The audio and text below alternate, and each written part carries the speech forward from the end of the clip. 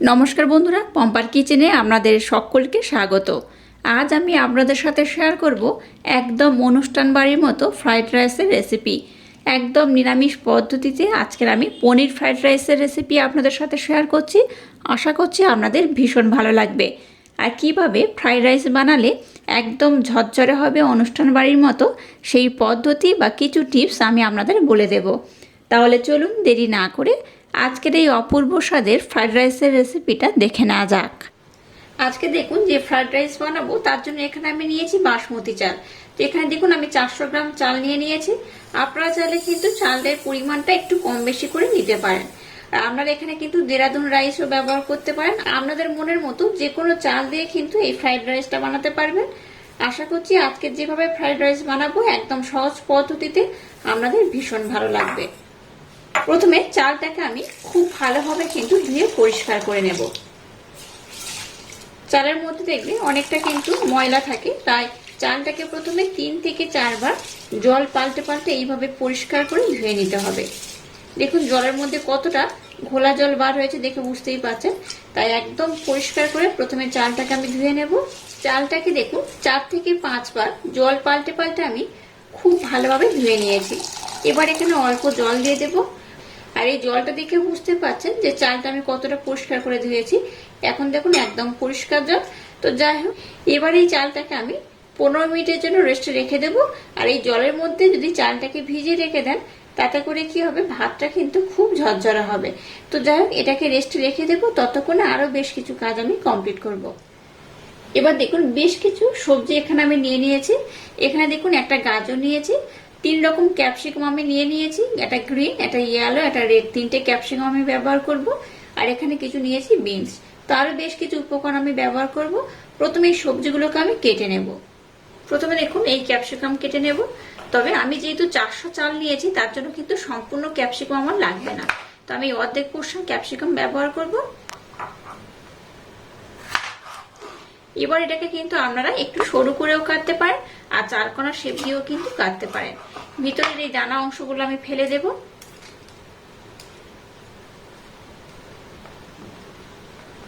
এবার এটাকে দেখুন আমি এইভাবে ছোট ছোট টুকরো করে কেটে নেব। আপনারা চাইলে কিন্তু এটাকে সরু সরু করেও কাটতে পারেন, তবে আমি এইভাবে কেটে নেব।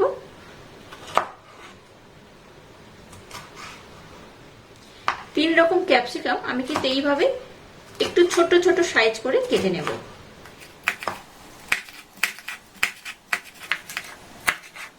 দেখুন সমস্ত সবজিগুলোকে আমি খুব সুন্দর করে কেটে নিয়েছি।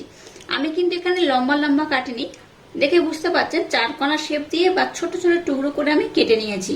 আপনারা চাইলে কিন্তু সমস্ত সবজি একটু লম্বা শেপ করেও কাটতে পারেন। তো এইভাবে আমি টুকরো টুকরো করে কেটে নিয়েছি। এবার দেখুন 3 রকমের ক্যাপসিকাম, এটাকেও আমি এখানে খুব ভালোভাবে টুকরো টুকরো করে কেটে নিয়েছি। এবার দেখুন এখানে আমি 300 গ্রাম পনির নিয়ে নিয়েছি। এবার এই পনিরটাকে আমি টুকরো টুকরো করে কেটে নেব। আচ্ছা, এখানে বলে রাখি, যখনই কোনো রকম ফ্রাইড রাইস হোক বা অন্য কোনো রাইসের সাথে যখন পনির ব্যবহার করবেন, চেষ্টা করবেন পনিরের টুকরোগুলো যেন একটু ছোট ছোট হয়। পনিরের টুকরো যদি একটু ছোট ছোট হয় তাতে করে কিন্তু রেজাল্টটা বেশি ভালো হয়, দেখতেও ভালো লাগে, খেতেও কিন্তু খুব ভালো লাগে। একটু বড় বড় সাইজ করে কিন্তু কাটবেন না, তাতে করে দেখতেও যেমন খুব ভালো লাগে না, খেতেও কিন্তু তেমন একটা স্বাদ লাগে না। ভাতের সাথে মুখের মধ্যে যখন এই পনির পড়ে তখন পনিরের টুকরোগুলো একটু ছোট্ট হলে ভালো হয়। এই দেখুন এটাকে এবার আমি 2 টুকরো করে নিলাম। আবার দেখুন এইভাবে একটু ছোট ছোট টুকরো করে আমি কেটে নেব। আমি দেখিয়ে দিচ্ছি দেখুন কতটা ছোট আমি বানিয়েছি। এই দেখুন এইভাবে কিন্তু একদম ছোট ছোট করে টুকরো করব, তাতে দেখতেও সুন্দর লাগবে, খেতেও কিন্তু বেশ ভালো লাগবে। আপনারা চাইলে একটু বড় করে কাটতে পারেন, তবে ছোট ছোট টুকরো করে কেটে দেখবেন, তাতে করে কিন্তু খেতে বেশি ভালো লাগে।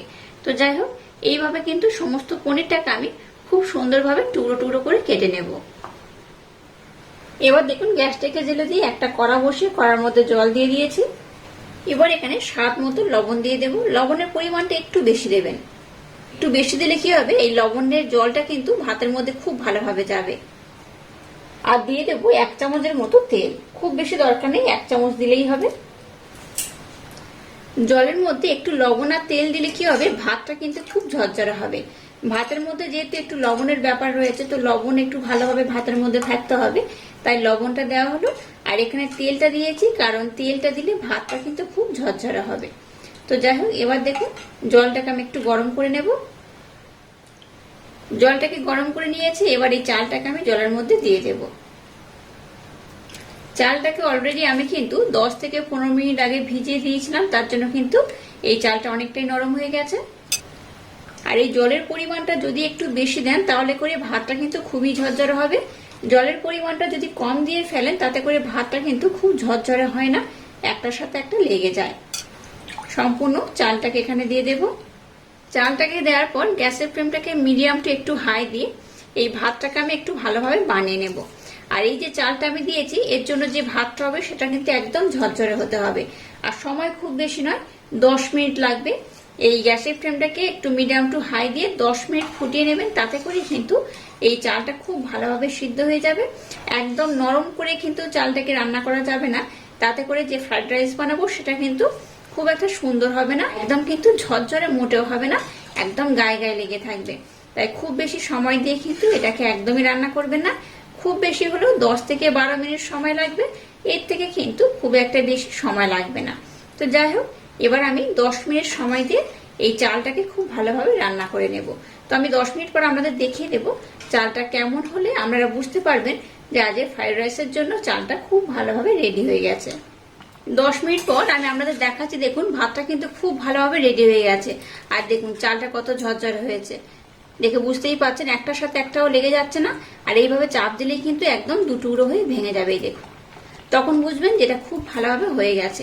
একদম কিন্তু নরম করে এটাকে বানাতে যাবেন না, এইরকম একটু ঝরঝরে হবে সেইভাবে বানিয়ে নিতে হবে। দেখুন কতটা ঝরঝরে হয়েছে। তো একদম 10 মিনিট সময় দিয়ে এটাকে আমি ফুটিয়ে নিয়েছি। তো যাই, এবার আমি গ্যাসটাকে বন্ধ করে দেব। আর এই চাল বা ভাতটা থেকে কিন্তু খুব ভালোভাবে আমি জলটাকে ঝরিয়ে নেব। এবার দেখুন এরকম একটা কিন্তু আমি বড় একটা ছাঁকনি টাইপের নিয়ে নিয়েছি। এবার এখানে আমি দিয়ে দেবো এটাকে, এইভাবে দিয়ে খুব ভালোভাবে আমি জল ঝরিয়ে নেব। এটার মধ্যে দিয়ে খুব ভালোভাবে আমি জল ঝরিয়ে নেব। আর এটাকে কিন্তু একদম ঠান্ডা করার দরকার নেই। এবার এই সবজিগুলো আমি একটু ভেজে নেব, তার জন্য যেটুকুটা সময় থাকবে সেইটুকুটার মধ্যে কিন্তু খুব ভালোভাবে জলটা ঝরে যাবে। আর এক্সট্রা করে এটাকে কিন্তু আর ঠান্ডা করার দরকার নেই। আর প্রত্যেকটা ভাত দেখুন দেখাচ্ছি একদম কিন্তু ঝরঝরে হয়েছে, দেখে বুঝতেই পারছেন কতটা ভাতটা ঝরঝরে হয়েছে। এইরকম ঝরঝরে হলে তাহলে কিন্তু আজকে যে ফ্রাইড রাইসটা বানাবো একদম ঝরঝরে হবে, দেখতে সুন্দর লাগবে, খেতেও খুব ভালো লাগবে। এবার দেখুন গ্যাসটাকে জেলে দিয়ে একটা কড়া বসিয়ে দিয়েছি।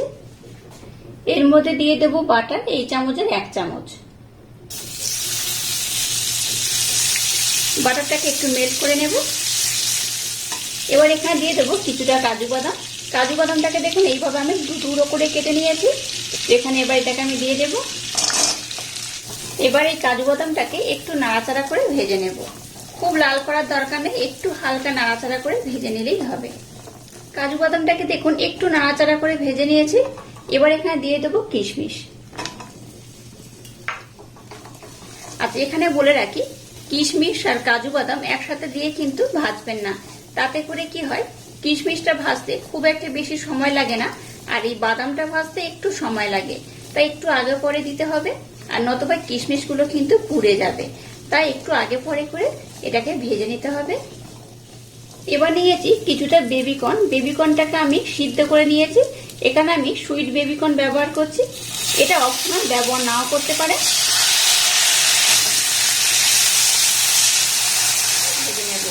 একদম লাল করে ভাজার দরকার নেই, জাস্ট একটু নাড়াচাড়া করে ভেজে নিলেই হবে। সমস্ত উপকরণ একটু নাড়াচাড়া করে ভেজে নিয়েছি। এবার এগুলোকে আমি উঠিয়ে নেব।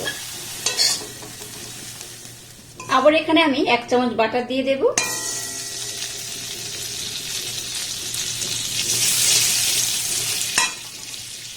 আর দিয়ে দেবো 1 চামচ ঘি। ঘি আর বাটারটাকে দেখুন আবার আমি একটু গরম করে নিয়েছি। এবার দেখুন কেটে নেওয়া সবজিগুলো নিয়ে নিয়েছি। সমস্ত সবজি কিন্তু একসাথে দেব না, যেগুলো আগে দরকার আগে, আর যেগুলো পরে তো পরে দেব, সেইভাবে কিন্তু ভাজতে হবে। তো প্রথমে আমি এখানে বিনস আর গাজরটাকে দিয়ে দেব।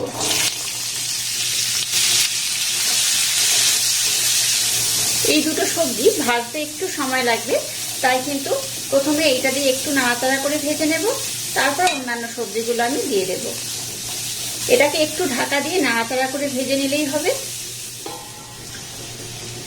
দেখুন সবজিগুলোকে ঢাকা দিয়ে একটু নাড়াচাড়া করে ভেজে নিয়েছি। এবার যে 3 রকমের ক্যাপসিকাম আমি নিয়েছি সেটাকে দিয়ে দেব।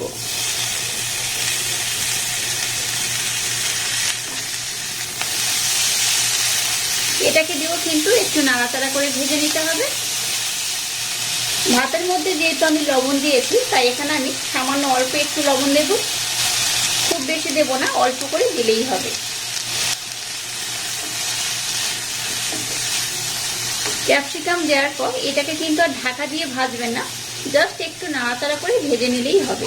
কারণ ক্যাপসিকাম ভাজতে খুব একটা বেশি সময় লাগে না, খুব কম সময়ে ক্যাপসিকামটা ভাজা হয়ে যায়। আর আজকে যে ফ্রাইড রাইসটা বানাচ্ছি একদম নিরামিষ পদ্ধতিতে বানাচ্ছি, আশা করছি আপনাদের ভীষণ ভালো লাগবে। তো যাই হোক, এটাকে আমি আবারও 2 থেকে 3 মিনিট সময় দিয়ে একটু নাড়াচাড়া করে ভেজে নেব। দেখুন সবজিগুলোকে আমি একটু ভালোভাবে নাড়াচাড়া করে ভেজে নিয়েছি। এটাকে কিন্তু খুব পুড়িয়ে ভাজবেন না, তাতে করে ফ্রাইড রাইসে কিন্তু কোনো স্বাদ থাকবে না। এবার দেখুন যে পনিরটাকে আমি নিয়েছি, পনিরটা এই পর্যায়ে দিয়ে দেব। পনিরটাকে এক্সট্রা করে কিন্তু আমি ভাজবো না, জাস্ট এখানেই ভেজে নেব।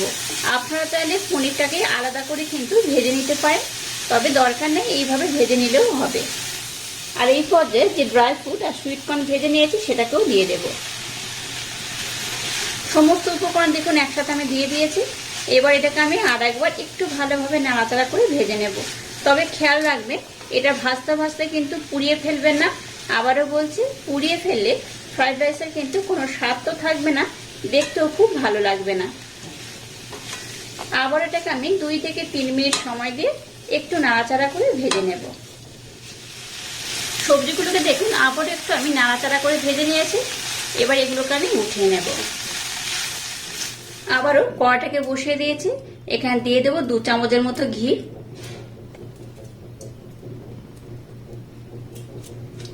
আর দিয়ে দেবো 1 চামচ বাটার।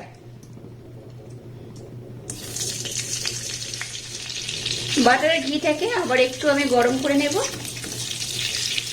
এর মধ্যে দিয়ে দেবো 1টা তেজপাতা, আর 4 থেকে 5টা গোটা গরম মশলা দিয়ে দেবো, 4টে এলাচ, 4টে লবঙ্গ আর কিছু দারচিনি স্টিক নিয়েছি। এটাকে আমি একটু নাড়াচাড়া করে ভেজে নেব। এবার দেখুন ভাতটাকে আমি কতটা ঝরঝরে করে বানিয়েছি, দেখে বুঝতেই পারছেন। এই দেখুন একদম কিন্তু ঝরঝরে করে বানিয়ে নিয়েছি। এবার এই ভাতটাকে এখানে আমি দিয়ে দেব, আর দেখে বুঝতে পারছেন কতটা ঝরঝরে ভাতটা হয়েছে।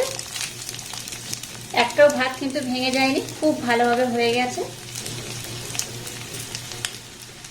গ্যাসের ফ্লেমটাকে একদম লো রেখে এবার ভাতটাকে একটু নাড়াচাড়া করে ভেজে নিতে হবে। এই ভাতটাকে কিন্তু খুব বেশি জোরে জোরে নাড়াচাড়া করবেন না, একটু ধীরে ধীরে নাড়াচাড়া করবেন, নতুবা কিন্তু এই ভাতগুলো ভেঙে যাওয়ার সম্ভাবনা থাকবে। আজকে একদম নিরামিষ পদ্ধতিতে যে ফ্রাইড রাইসের রেসিপিটা আপনাদের সাথে শেয়ার করছি, একবার হলো বানিয়ে দেখবেন, দোকান থেকে কিনে খাওয়ার আর দরকারই পড়বে না। এটা এতটাই অপূর্ব খেতে হয়। শুধু তাই নয়, একবার যদি বাড়িতে এইভাবে বানিয়ে খান, দোকানে দেখবেন আর যাওয়ার ইচ্ছাই হবে না। তো যাই হোক, এই দেখুন ভাতটাকে আমি খুব সুন্দর করে নাড়াচাড়া করে ভেজে নিয়েছি। এবার যে সবজিগুলোকে আমি ভেজে রেখেছি সেগুলোকে দিয়ে দেব। অল্প অল্প সবজি দেব, আর এইভাবে কিন্তু নাড়াচাড়া করে নেব। যদি কড়াটা ছোট মনে হয় তাহলে কিন্তু ভাতটাকে 2 বার ধরে এইভাবে বানিয়ে নেবে, আর যদি কড়া বড় থাকে তাহলে কিন্তু একসাথে সবগুলোকে বানিয়ে নিলেই হবে। আবারও কিছু সবজি আমি দিয়ে দেব। এইভাবে একেবারে সমস্ত সবজি না দিয়ে অল্প অল্প দিয়ে এইভাবে কিন্তু নাড়াচাড়া করে ভেজে নেব। আর দেখুন কতটা সুন্দর হয়েছে, আর এটা কিন্তু ভীষণ ঝরঝরে হয়। এখানে আমি আরো একটা উপকরণ অ্যাড করব। ফ্রাইড রাইস একটু মিষ্টি মিষ্টি ভালো লাগে, তাই এখানে দেখুন একটু আমি মিচড়ি ব্লেন্ড করা দিয়ে দিলাম। আপনারা চাইলে কিন্তু মিচড়ির পরিবর্তে চিনিও ব্যবহার করতে পারেন, 1 থেকে 2 চামচের মতো দিলেই হবে। আর একদম শেষে একটু কাঁচা লঙ্কা আমি দিয়ে দেব। এই লঙ্কাটা কিন্তু অপশনাল, ব্যবহার নাও করতে পারেন, তবে একটু ঝাল ঝাল মিষ্টি মিষ্টি হলে খেতে কিন্তু বেশি ভালো লাগবে। তাই এখানে আমি একটু কাঁচা লঙ্কা একদম শেষে ব্যবহার করলাম। কাঁচা লঙ্কা যদি একদম শেষে ব্যবহার করেন তাতে করে কি হয়, এই ফ্রাইড রাইসটা কিন্তু খুব ঝাল ঝাল হবে না, জাস্ট লঙ্কাগুলো মুখের মধ্যে পড়লেই তবে ঝাল লাগবে। তো এইরকম কিন্তু ফ্রাইড রাইস খেতে দারুণ হয়। তো এইভাবে দেখুন আবার আমি খুব ভালোভাবে নাড়াচাড়া করে নেব। কোনো রকম বেশি মশলাপাতি ছাড়া বা তেল ছাড়া সামান্য কয়েকটা ঘরোয়া উপকরণ দিয়ে এইভাবে একবার হলেও ট্রাই করবেন, আশা করছি আপনাদের ভীষণ ভালো লাগবে। তো যাই হোক, আজকের এই ফ্রাইড রাইসের রেসিপিটা একদম রেডি হয়ে গেছে। এবার আমি গ্যাসটাকে বন্ধ করে দেব। দেখুন এটা কতটা সুন্দর হয়েছে আর কতটা ঝরঝরে হয়েছে।